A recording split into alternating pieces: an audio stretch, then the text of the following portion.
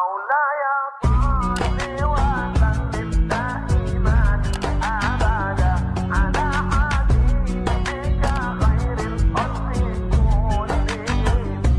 مولاي صل وسلم دائما أبدا على حبيبك خير الخلق كلهم.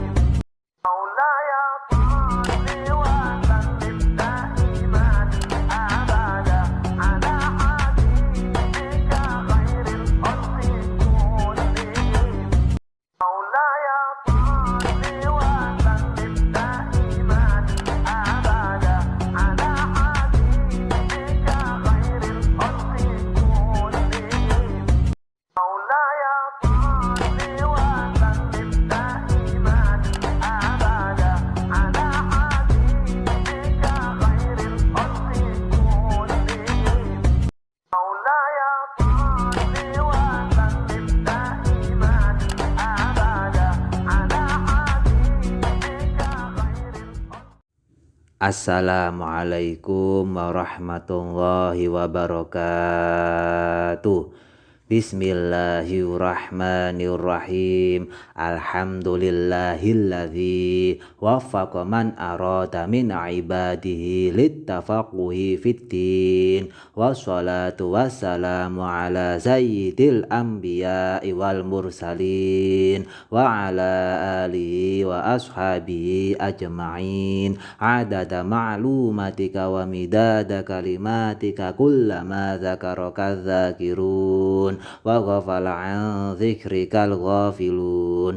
Amma ba'da. Hadratil mukhtaramin, dumateng para alim ulama, para sepuh bini sepuh, para tokoh-tokoh masyarakat, alhamdulillah summa alhamdulillah wa syukurillah kula kalih panjenengan sami tansah dipun hormati, dipun cintai kalian Allah Subhanahu wa taala. Ugi dipun paringi kesehatan zahiran wa batinan, ugi dipun paringi rizki ingkang kathah tur barokah, ugi dipun paringi umur panjang tur barokah, ugi dipun paringi tetepi iman lan tetepi Islam, Allahumma amin. Pramila monggo kita awali kelawan waosan bi suratil Fatihah liridho ila wali syafaati Rasulullah Muhammad sallallahu alaihi wasallam. Al-Fatihah. A'udzubillahi minasyaitonir rajim. Bismillahirrahmanirrahim. Alhamdulillahi rabbil alamin. Ar-Rahmanir Rahim. Maliki yaumiddin. Iyyaka na'budu wa iyyaka nasta'in. Ihdinas shiratal mustaqim. Shiratal ladzina an'amta 'alaihim ghairil maghdubi 'alaihim waladdallin.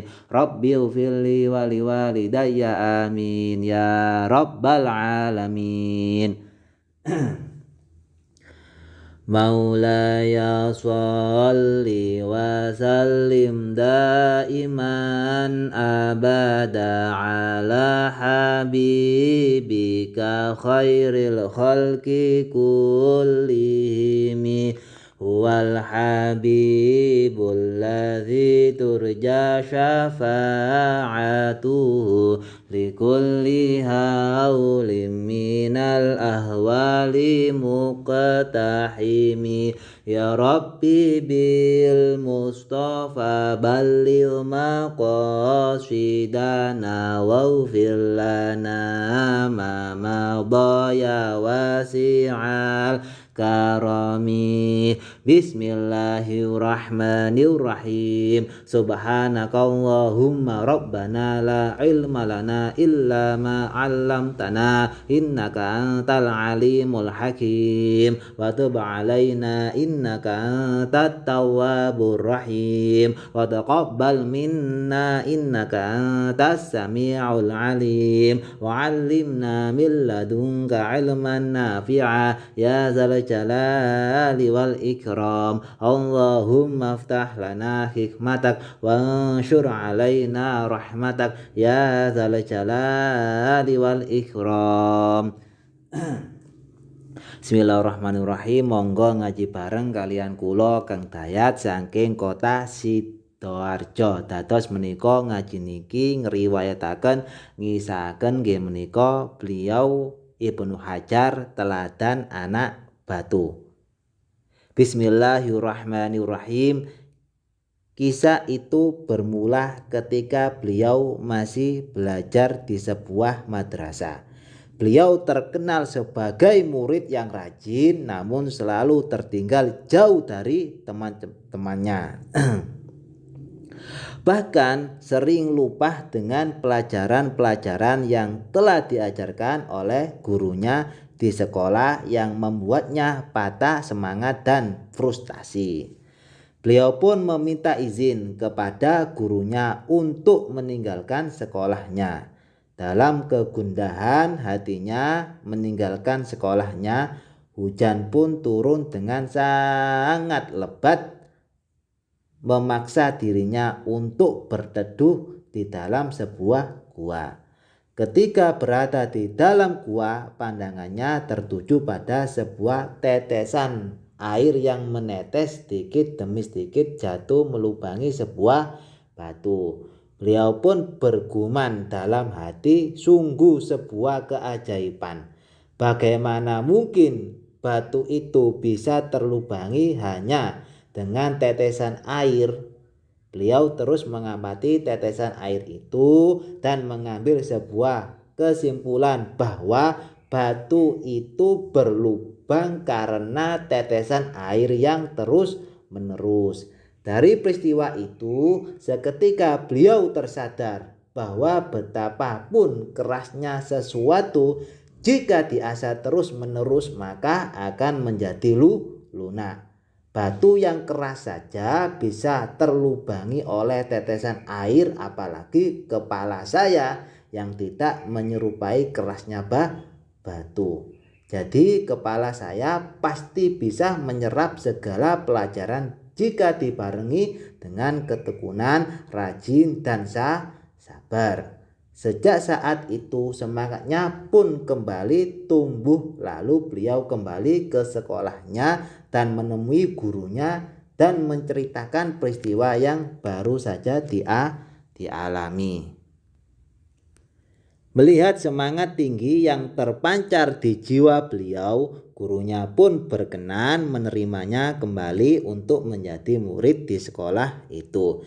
Sejak saat itu perubahan pun terjadi dalam diri Ibnu Hajar. Beliau menjadi murid yang tercerdas dan melampaui teman-temannya yang telah menjadi para ulama besar, dan beliau pun tumbuh menjadi ulama tersohor dan memiliki banyak karangan dalam kitab-kitab yang terkenal sampai sekarang.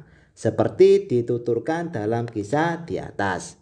Pada usia 5 tahun, Ibnu Hajar masuk Al-Maktab, semacam TPA sekarang, untuk menghafal Al-Quran. Di sana ada seorang guru yang bernama Syamsuddin bin Al-Alaf yang saat itu menjadi gubernur Mesir, dan juga Syamsuddin Al-Atrush. Akan tetapi Ibnu Hajar belum berhasil menghafal Al-Quran sampai akhirnya beliau diajari oleh seorang ahli fikih dan pengajar sejati, yaitu Sadruddin Muhammad bin Abdurrazak As-Safti Al-Muqri. Kepada beliau inilah akhirnya Ibnu Hajar dapat menghatamkan hafalan Al-Quran ketika berumur 9 tahun. Ibnu Hajar benar-benar bersungguh-sungguh dalam menuntut ilmu. Setelah kembali dari Mesir pada tahun 786 Hijriah hingga beliau hafal beberapa kitab-kitab induk seperti Al-Umdah, Al-Ahkam karya Abdul Ghani Al-Maqdisi, Alfiyah fi Ulumil Hadis karya guru beliau Al-Hafidz Al-Iraqi, Al-Hawi As-Soghi karya Al-Qaswinir, Mukhtasar Ibnu Al-Hajib fil Usul, dan Mulhatul I'rab serta yang lainnya. Mula-mula kegemarannya lebih condong mempelajari kitab-kitab sejarah, yakni tarikh, lalu menghafal nama-nama perawi dan karakternya. Kemudian awal tahun 792 Hijriah beliau mulai mempelajari bidang sastra Arab dan menjadi sastrawan. Tahun 793 Hijriah, kegemaran beliau bertambah lagi dengan menelusuri hadis, meski beliau sepenuhnya konsentrasi. Dan baru pada tahun 796 Hijriah, beliau lebih berkonsentrasi penuh untuk menelusuri hadis dan ilmu hadis. Suatu ketika Ibnu Hajar bertemu dengan Al-Hafiz Al-Iraqi, seorang syekh besar yang terkenal sebagai ahli fikih, orang yang paling tahu tentang mazhab Imam Syafi'i, juga sempurna dalam pengusahaan tafsir, hadis, dan bahasa Arab. Ibnu Hajar benar-benar mengaguminya, dan akhirnya Ibnu Hajar menyertai sang guru ini selama 10 tahun. Dan dalam 10 tahun itu pula Ibnu Hajar menyelinginya dengan melakukan rihlah, yakni perjalanan tolabul ilmi ke negeri Syam, Hijaz, dan Yaman, sehingga ilmu beliau matang dalam usia muda. Dan itulah yang menyebabkan mayoritas ulama di zaman itu mengizinkan beliau untuk berfatwa dan mengajar. Bahkan beliaulah orang pertama yang diberi izin Al-Hafidz Al-Iraqi untuk mengajarkan hadis. Al-Hafidz Al-Iraqi memuliakan Ibnu Hajar dengan memberikan gelar Al-Hafidz setelah sang guru Al-Hafidz Al-Iraqi meninggal. Ibnu Hajar belajar dengan guru yang lain yaitu Nuruddin Al-Haytami dan Imam Muhibbuddin Muhammad bin Yahya bin Al-Wahdawai. Imam Muhibbuddin Muhammad bin Yahya bin Al-Wahdawai begitu melihat keseriusan Ibnu Hajar dalam mempelajari hadis, maka ia memberi saran untuk perlu juga mempelajari fikih, karena menurut prediksinya ulama di daerah Ibnu Hajar akan habis dan masyarakat akan membutuhkan ilmu fikih juga. Guru beliau mencapai lebih dari 640-an orang. Jadi gurunya Ibnu Hajar itu sangat banyak hingga mencapai 640-an orang. Mugi-mugi kula kalih panjenengan sami saged ngamalaken perjuangan untuk mencari ilmu seperti Ibnu Hajar. Mugi ngaji dinten menika dipun paringi ilmu ingkang manfaat, barokah fid dini wa dunya wal akhirah. Allahumma amin. Mekaten akhiron saking kula. Summa assalamualaikum warahmatullahi wabarakatuh.